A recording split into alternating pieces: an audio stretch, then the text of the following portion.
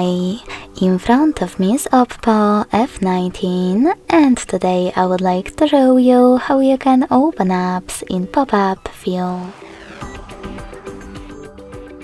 Begin by opening one of your apps that you wish to use in this view and then accessing it in the background. If you want to do it with tricky navigation, use this button with 3 lines.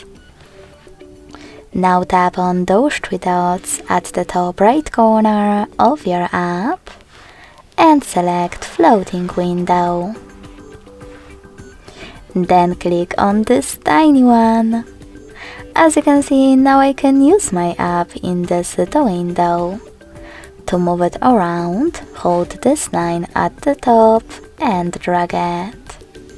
If you wish to resize it, hold one of its bottom corners, pick a perfect size and let go. In order to use your app in full screen view, click on the top left corner. But to close it completely, select top right one. Thanks so much for watching. If you enjoyed this video, smash that like button, comment and subscribe. Bye!